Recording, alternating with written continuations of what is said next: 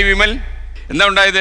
ഞാൻ ആക്ച്വലി 2025 ഏറ്റവും കൂടുതൽ ഈ സദാചാരം എന്നുള്ള വിഷയത്തിൽ ഏറ്റവും കൂടുതൽ ആൾക്കാർ ചർച്ച ചെയ്യപ്പെട്ടിട്ടുള്ളതും റീക്രിയേറ്റ് ചെയ്തിട്ടുള്ള വീഡിയോസ് വന്നതും എല്ലാം എൻ്റെ പേരിലാണ്. അപ്പം എനിക്കെതിരെ ഒരു സദാചാര പോലീസിൻ്റെ ഒരു അനുഭവം ഉണ്ടായ സമയത്ത് ഞാനത് ആൾക്കാരിൽ തുറന്ന് കാണിക്കാൻ വേണ്ടി ഒരു വീഡിയോ പോസ്റ്റ് ചെയ്തിരുന്നു. ഞാനും എൻ്റെ വൈഫും കാറിൽ പോകുന്ന വഴിക്ക് എനിക്ക് ദേഹാസ്വസ്ഥ ഉണ്ടാവുകയും ഞാൻ വണ്ടി ഒതുക്കി നിർത്തി കുറച്ച് റെസ്റ്റ് എടുത്തു. അപ്പോൾ അവരുടെ ഒരാളുടെ വീടിൻ്റെ വഴിയിലാണെന്നാണ് അവർ വാദിക്കുന്നത്. പക്ഷേ വഴിയിലല്ല, കുറച്ച് മുന്നേക്ക് മാറ്റി നിർത്തിയിട്ടാണ് ഞാൻ റെസ്റ്റ് എടുത്തത്. അപ്പോൾ ഈ സംഭവം നടന്ന സ്ഥലം എവിടെയാ? തൃക്കണ്ണമംഗൽ SKV സ്കൂളിൻ്റെ അവിടെ നീറ്റിസിലേക്ക് പോകുന്ന വഴിക്കായിരുന്നു. അതെ, ആദ്യം ഒന്ന് പ്രേക്ഷകരെ കാണിച്ചു കൊടുത്താലോ? എടുക്കുന്നതിന്റെ ഞാൻ എന്താ കണ്ടെന്ന് പറ. ശരി, കണ്ടില്ല. ശരി, ഞാനും എൻ്റെ ഭാര്യയും കൂടെ ഇവിടെ ഇന്ന് ഹോസ്പിറ്റലിൽ പോയിട്ട് BP ലോ ആയിട്ട് ഞാൻ ഇവിടെ കൊണ്ടുവന്ന് വണ്ടി ഒതുക്കി, ഇവിടെ കൊണ്ടുവന്ന് വണ്ടി ഒതുക്കി ഇവിടെ കൊണ്ട് നിട്ടിരുന്ന ഞാൻ എൻ്റെ ഭാര്യയുടെ അടുത്തോട്ട് ഞാൻ തലവെച്ച് ഇങ്ങനെ കിടന്നപ്പോൾ ഈ വീട്ടിലുള്ളൊരു പെങ്കൊച്ച് അത് കണ്ടിട്ട് പറയുക ഞങ്ങളിവിടെ വേറെ എന്തോ കാർ ഒതുക്കിയിട്ട് വേറെ എന്തോ പരിപാടിയായിരുന്നു. ഇവള് ഭാര്യയും ഭർത്താവാണെന്നുള്ള അറിഞ്ഞിട്ടില്ല. ആരോ ആയിക്കോട്ടെ, മറ്റൊരാളുടെ സ്വകാര്യതയിൽ കയറി എത്തി നോക്കിയിട്ട് പറയുക, നാട്ടുകാരെയൊക്കെ വിളിച്ചു കൂട്ടി, ഏതോ ഒരു പുള്ളിക്കാരനൊക്കെ ഇപ്പോൾ വിളിച്ചു കൂട്ടിയിട്ട് പറയുക ഇതേപോലെ ഞങ്ങൾ ഈ കാറിനകത്ത് വേറെ പരിപാടിയായിരുന്നു. അത് പറയാൻ പുള്ളിക്കാരിക്ക് നാണമുണ്ട്, മാനമുണ്ട്. ബാക്കി ആർക്കും നാണോ മാനമൊന്നും ഇല്ലേ? പറയും ഞങ്ങൾ എന്ത് ചെയ്യുന്നുള്ളത് നിങ്ങൾ പറയും. അവള് കണ്ട കാര്യം പറഞ്ഞു. എന്ത് ചെയ്യുന്നുള്ളത് പറയൂ നിങ്ങള്. ഇല്ല, ഈ സൗകര്യം ഇല്ല. എനിക്ക് എന്റെ അവകാശം, മര്യാദ ഒന്നുമല്ല, എന്റെ അവകാശം. എന്താ പറ? വീടിന്റെ വഴിയിൽ എന്തിനു വന്ന് കിടക്കുന്നുണ്ടോ? ഇയാളുടെ വീടിന്റെ വഴിയാണോ ഇത്? ഞാൻ ഹോസ്പിറ്റലിൽ പോയിട്ട് BP ലോ ആയിട്ട് വന്ന് കിടക്കുന്നു. ഇവിടെ വന്ന് കിടന്നപ്പോ ഇവര് വന്നിട്ട് നമ്മുടെ പറയാ വീടിന്റെ വാതൊക്കെ കിടന്നുകൊണ്ട് ഇവരെന്താ കാണിക്കുന്നതെന്ന് ചോദിക്കുക. എന്താ ഇത്? എന്റെ റൈറ്റാ. എന്താ കാര്യം?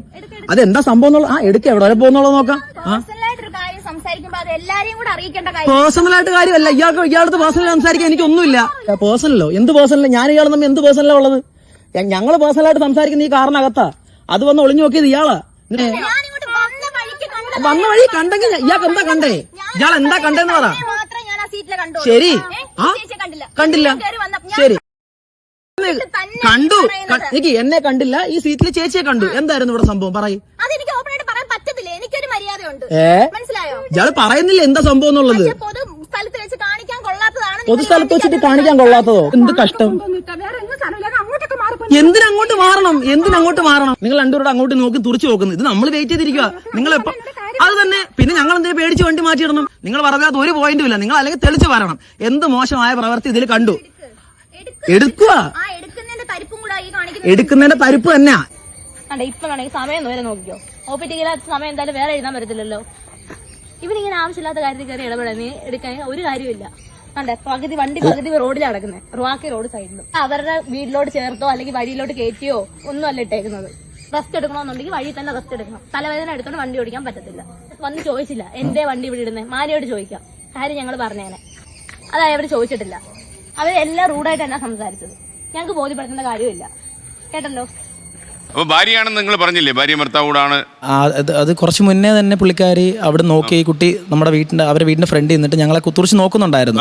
ആള് ജോലി കഴിഞ്ഞ് നമ്മുടെ കാറിന്റെ സൈഡിൽ ഞാൻ എന്റെ ഭാര്യയുടെ മടിയിൽ തലവെച്ച് കിടന്നു എന്നുള്ള സത്യമാണ്. അപ്പോൾ വണ്ടിയുടെ സൈഡിലൂടെ ഇദ്ദേഹം നടന്നിങ്ങനെ വന്ന് വീട്ടിലോട്ട് കയറിയ വഴിക്ക് കാറിനകത്തേക്ക് നോക്കി ഞാൻ മടിയിൽ തലവെച്ച് കിടക്കുന്നു. അപ്പോൾ അത് കണ്ടിട്ട് തെറ്റിദ്ധരിച്ചിട്ട് ഒന്ന് ചോദിച്ചതാണ്.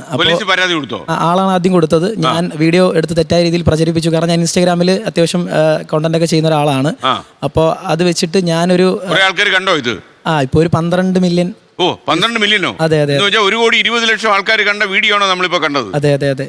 അപ്പൊ അവരുടെ ആവശ്യം എന്ന് പറഞ്ഞാൽ വീഡിയോ ഡിലീറ്റ് ചെയ്യണം, അതേപോലെ ഞാനൊരു സോറി പറയണം, അങ്ങനെയൊക്കെ ആയിരുന്നു. ഞാൻ അതിന്റെ പേര് കേസെടുത്ത് കാണുമല്ലോ ഈ കുട്ടികളെ കുറിച്ച് ഇങ്ങനെ പ്രചരിപ്പിച്ചതിന്. ഒരാളെ വിളിച്ചു വരുത്തിയിരുന്നു. വിളിച്ചു വരുത്തിയ ആളാണ് ആക്ച്വലി ചോദിക്കാതെ എന്റെ വീഡിയോ എടുത്തത്. അതിനുശേഷമാണ് ഞാൻ വീഡിയോ എടുത്ത് തുടങ്ങിയത്. ഫോൺ വെച്ചിട്ട് വീഡിയോ എടുത്തു. അപ്പൊ നമ്മൾ അതിനെതിരെ ഒരു വീഡിയോ എടുത്തു.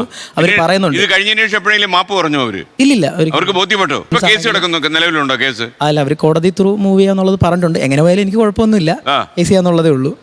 നാട്ടുകാരുടെ ഒരു പിന്തുണ എങ്ങനെയായിരുന്നു? പൗരാവലി എന്ത് പറഞ്ഞു? അയ്യോ, എല്ലാം നേരെ തിരിച്ചായിരുന്നു. ഇപ്പൊ നമ്മളത് വീഡിയോ പോസ്റ്റ് ചെയ്തു, അതിനുശേഷം കാര്യങ്ങളെല്ലാം തിരികെ ചെയ്ത്.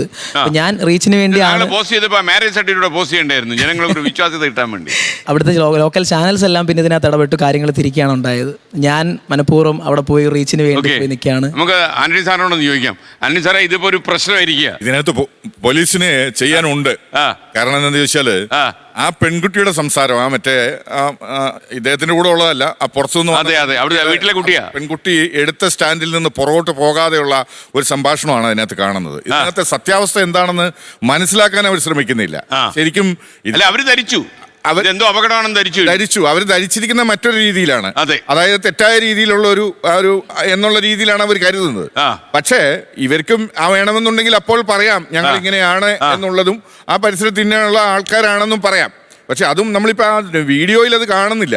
അങ്ങനെ ഒരു സംഭാഷണത്തിലേക്ക് കടക്കുന്നില്ല. മാത്രമല്ല ഇദ്ദേഹം ഒരു അഗ്രസീവ് മൂഡിലായിരുന്നു, ഒരു വീഡിയോ ചിത്രീകരിക്കുന്നതിന്റെ മൂഡിൽ തന്നെയായിരുന്നു. അതെന്ത് പറ്റി? എന്റെ വൈഫാണ് ആദ്യം സംസാരിച്ചത്. അപ്പോൾ ഇദ്ദേഹം പറയുന്നത് കാണാൻ പാടില്ലാത്തൊരു കാര്യം കണ്ടു, അപ്പൊ അതെന്താണ് നമുക്ക് അറിയണമല്ലോ. അപ്പൊ അങ്ങനെ ഒരു കാര്യം ചോദിച്ചതുകൊണ്ടാണ് ഞാൻ കുറച്ചുകൂടെ അഗ്രസീവ് ആയത്, അല്ലാതെ വേറൊന്നുമല്ല. ഭാര്യ ആയതുകൊണ്ട് നല്ല ധൈര്യത്തിൽ തന്നെ പുള്ളിക്ക് എതിർത്ത് നിൽക്കാൻ അതിന്റെ മറ്റേതാണെങ്കിലേ. അതെ, ലോകത്തെവിടെയായാലും ഏത് സമയത്തും 24 വാർത്തകളും ഓഗ്മെന്റഡ് റിയാലിറ്റി പാക്കേജുകളും എക്സ്പ്ലെയിനറുകളും വിശദമായി കാണാൻ ഞങ്ങളുടെ യൂട്യൂബ് ചാനൽ നിങ്ങൾക്ക് സബ്സ്ക്രൈബ് ചെയ്യാം.